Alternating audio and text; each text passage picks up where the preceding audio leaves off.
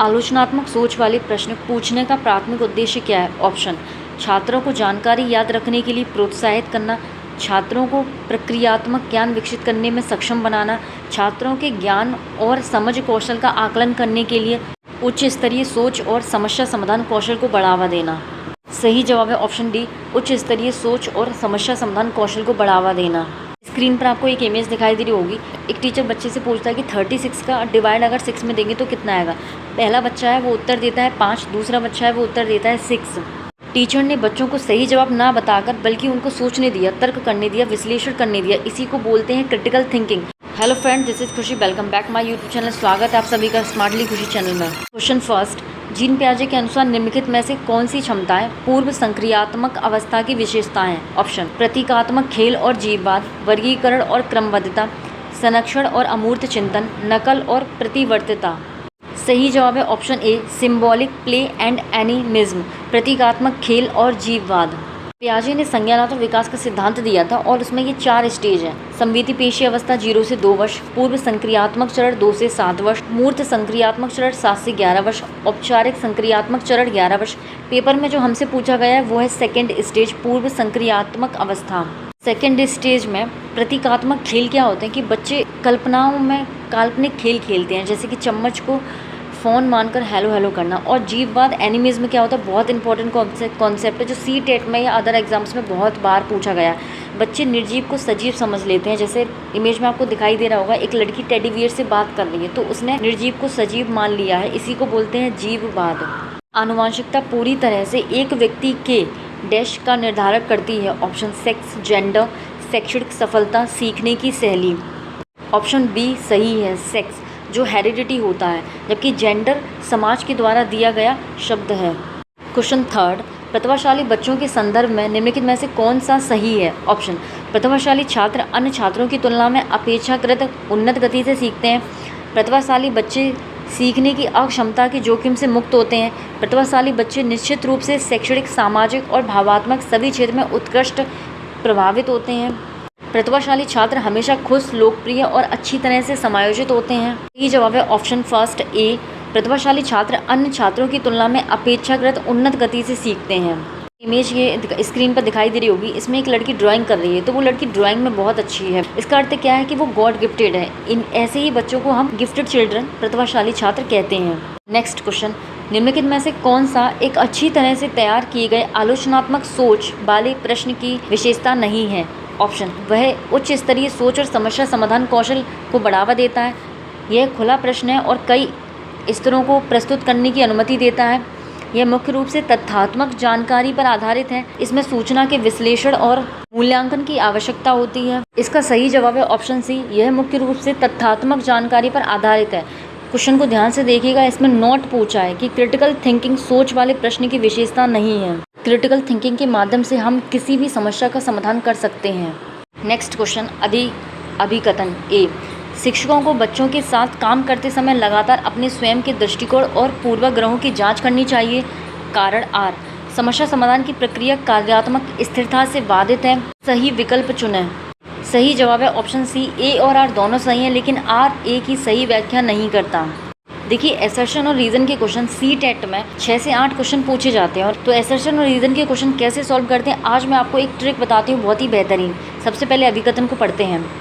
विविध सांस्कृतिक पृष्ठभूमि से छात्रों की ज़रूरतों को पूरा करने के लिए कक्षा शिक्षण को सांस्कृतिक रूप से उत्तरदायी होना चाहिए। कारण, कक्षा में समता केवल मानकीकृत पाठ्यचर्या व आकलन के द्वारा सुनिश्चित की जा सकती है।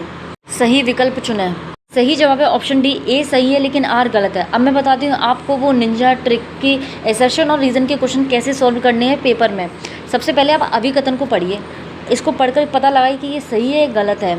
अभिकथन को पढ़ते हैं। विविध सांस्कृतिक पृष्ठभूमि से छात्रों की ज़रूरतों को पूरा करने के लिए कक्षा शिक्षण को सांस्कृतिक रूप से उत्तरदायी होना चाहिए, तो ये बिल्कुल सही है। कारण पढ़ते हैं। कक्षा में समता केवल मानकीकृत पाठ्यचर्या व आकलन के द्वारा सुनिश्चित की जा सकती है, ये गलत है।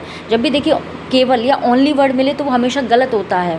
क्लासरूम में कभी भी स्टैंडर्डाइज करिकुलम को फॉलो नहीं करेंगे, इसीलिए ए सही या आर गलत है। नेक्स्ट क्वेश्चन, कक्षा में खेल प्रतियोगिता में हिस्सा लेते समय तनुज अपनी दोस्त से कहता है कि वह भाला फेंकने में हिस्सा लेगा और रस्सी कूदने में उसकी बहन हिस्सा ले सकती है क्योंकि वह एक लड़की है और लड़कियां भाला नहीं फेंक सकती। यह डैश को दर्शाता है। सही जवाब है option D, gender stereotype, gender रूढ़िवाद धारिता।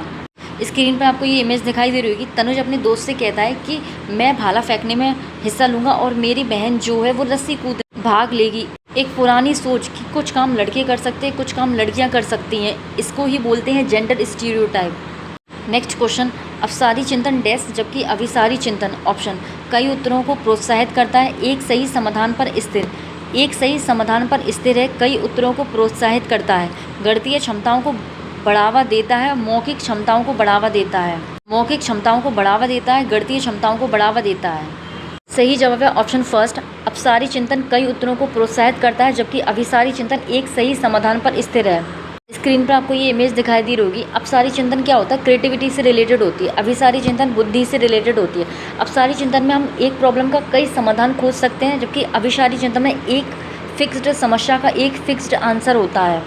नेक्स्ट क्वेश्चन, निम्नलिखित में से कौन सा कथन समावेशी शिक्षा के बारे में सही नहीं है? समावेशी शिक्षण का अर्थ है एक ऐसे तरीके से शिक्षण को बहिष्कृत ना करें। समावेशी शिक्षा का अर्थ है उस शिक्षा शास्त्र को अपनाना जो सभी शिक्षार्थियों की आवश्यकताओं का समर्थन करता है।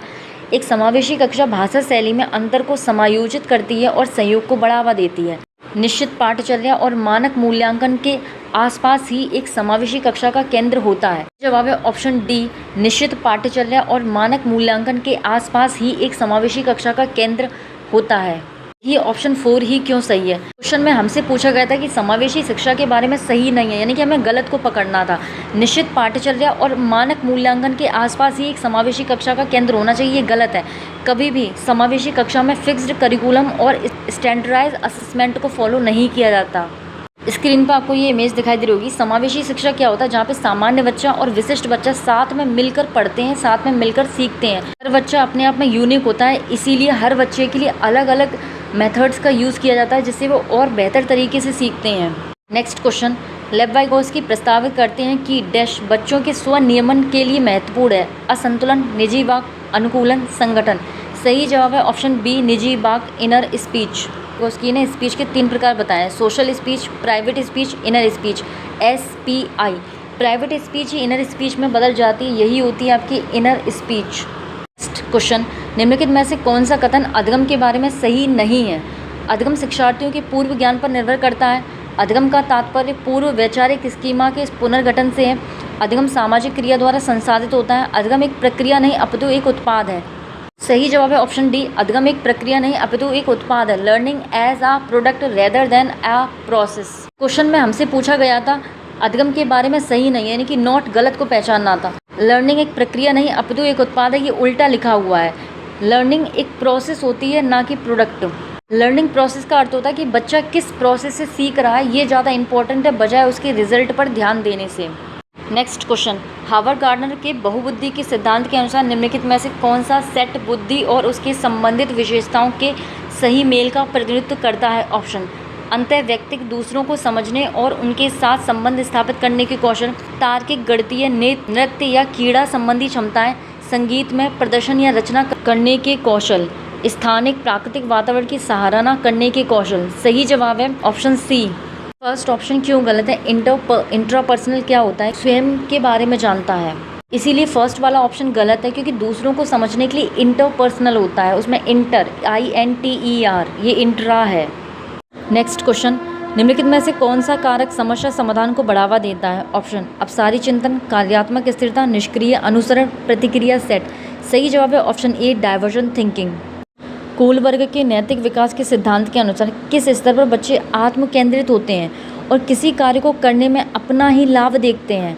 ऑप्शन पहले स्तर के चरण में, पहले स्तर के दूसरे चरण में, दूसरे स्तर के तीसरे चरण में, तीसरे स्तर के 5वें चरण में। इस क्वेश्चन का आंसर आप लोग कमेंट में ज़रूर बताइएगा। क्वेश्चन को हम नेक्स्ट मज़ेदार ट्रिक के साथ नेक्स्ट वीडियो में ज़रूर डिस्कस करेंगे। निम्नलिखित में से उपयोगी प्रतिपुष्टि की एक विशेषता कौन सी है? यह केवल कार्य के अंत में ही दी जाती है, यह व्यापक और सामान्य होती है, यह केवल परिणामों पर केंद्रित होती है, यह सामयिक और विशिष्ट होती है। जवाब है ऑप्शन 4, यह सामयिक और विशिष्ट होती है। It is timely and specific. बच्चे को फीडबैक या प्रतिपुष्टि इसलिए दी जाती ताकि वो अपने शिक्षक या अपने आप में सुधार कर सके। ये थे आज की क्लास के टॉप 15 क्वेश्चन जो सीटेट 2026 में बहुत इंपॉर्टेंट है, आने की 99% चांस है। वीडियो अगर आपको अच्छा लगा हो तो वीडियो को शेयर करना मत भूलिएगा। Like share and subscribe. Thank you watching my video. मिलते हैं नेक्स्ट वीडियो में।